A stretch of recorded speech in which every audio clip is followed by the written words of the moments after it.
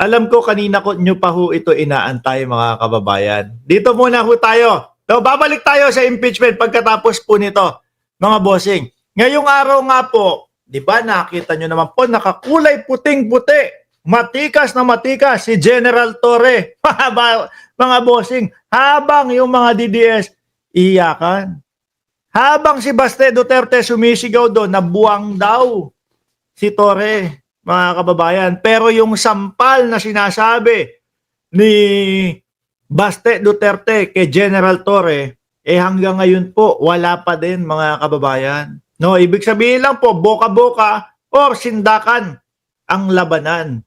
So ngayon, naku po, nakasulat dito sa balita po ng Inquirer, Mind Conditioning, Mr. Mr. Clean, sabi, Torre, no? PNP ready to deal with ICC arrest order for De La Rosa. PNP ready to deal with ICC arrest order for De La Rosa. So madaling salita ho, mga kababayan, nakakausap na ng grupo ni Torre itong ICC. Mga bossing, anak natin na pa yan. Ito na naman po ang hinigan ng itlog, no? Kay Bato de la Rosa, mga kababayan. Basahin mo natin, ano? O, eto. Saan ba yan? Paano ba? Alisin ko nga to. Aba, ayaw.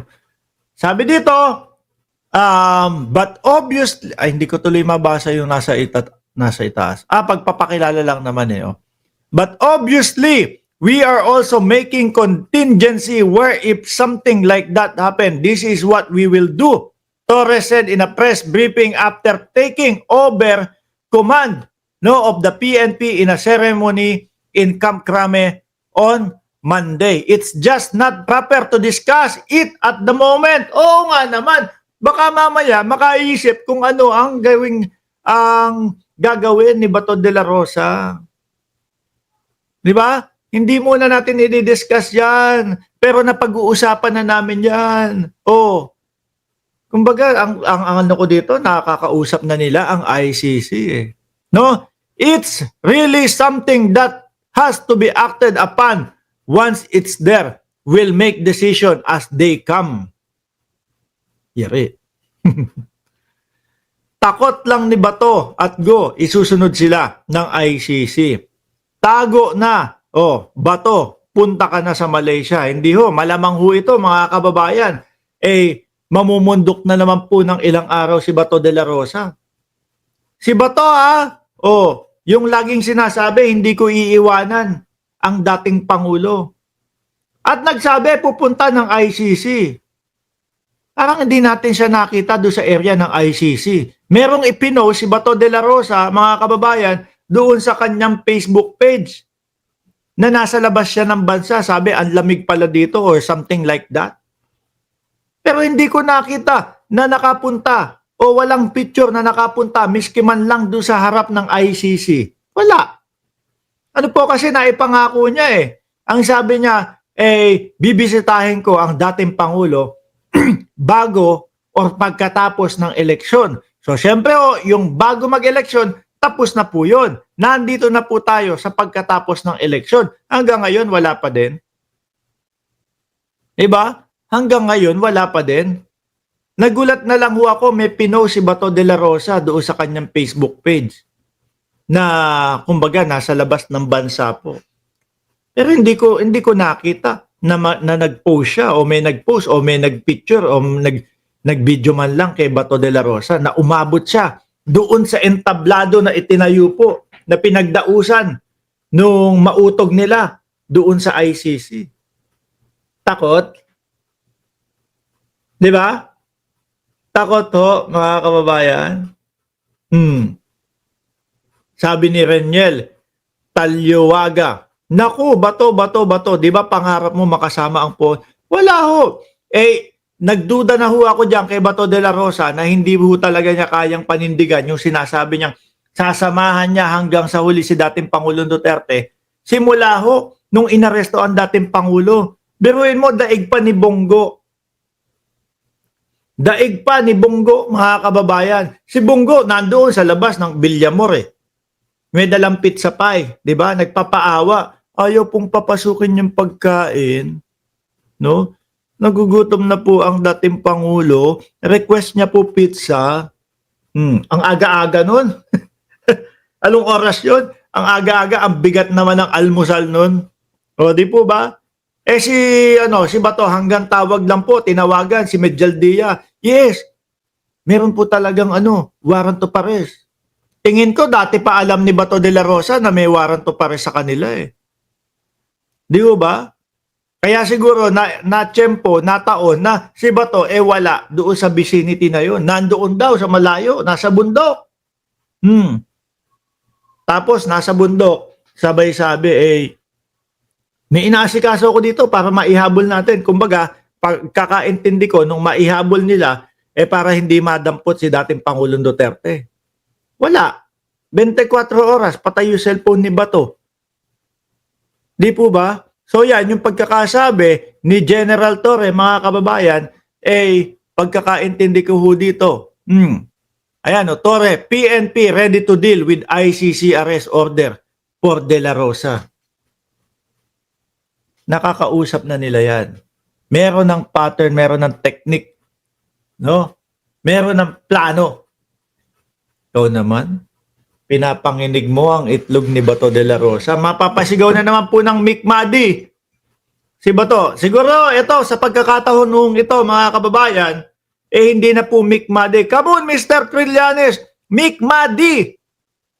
Hindi na po ganun ang pagkakasigaw ni Bato. Baka po ngayon, ang sisigaw na niyan, come on! Oh, come on! PNP chief, Mick Madi! Para po doon sa mga nagtatanong at hindi po alam kung ano ang ibig sabihin ng Mick Madi, no? Yun po ang Make My Day version ni Bato de la Rosa. Mick Madi. Come on, Mr. Trillanes, Mick Madi! Yun ho yun, mga bossing. Di ba? Diyos ko po, tapos pagkatapos naman, mahabang series ho ito. Kasi ang sabi ni dating Senador Trillanes, batch by batch daw po. Hindi naman po tayo na nabigo kay dating Senador Trillanes. Nung sinabi niya first batch si Duterte, yun nga po ang nangyari. First batch nga po si Duterte. No? Ito yung susundan niya. Second batch si Bato de la Rosa at si Bungo. At yung mga ibang PNP chief. Kaya lang, yung ibang mga kapulisan daw, base daw po kay Bato de la Rosa, nakakausap na. At ang pagkakasabi ni Bato pinipilit daw, tinatakot daw yung mga kapulisan para tumistigo laban sa kanya. Bato, baka mali ka lang ng interpretasyon. Baka kusa na nakipag-ugnayan na yung mga sinasabi mong kapulisan doon sa ICC. Nagbigay na sila ng statement nila. Ito po, papatunayan po namin sa inyo na kami pong mga kapulisan, handa po kaming makipagtulungan sa inyo. No? Sa pamamagitan po ng kami ay dadalo kada may hearing. Huwag nyo na lang po kaming ikulong dyan. Di ba? O sige, ganito, makikipagtulungan kayo ha. Kada may hearing, punta kayo sa Hague, sa Netherlands. Tapos pagkatapos, uwi kayo. Di ba? Baka inuunahan na lang ho ni Bato de la Rosa, mga kababayan. Uunahan ko na, sasabihin ko, pinipilit yung mga kapulisan. Pero ang katotohanan pala, meron talagang mga ICC, no? Na kausap na yung mga kapulisan, pero kusang kumontak yung kapulisan doon sa ICC. Siyempre pagka kalayaan ang pinag-uusapan, mga bossing, Diyos ko po, makikipagtulungan ka dyan Di ba? Makikipagtulungan ka dyan. Para, dito po sa mundong ibabaw, ang buhay natin, ang pinakamahalaga po.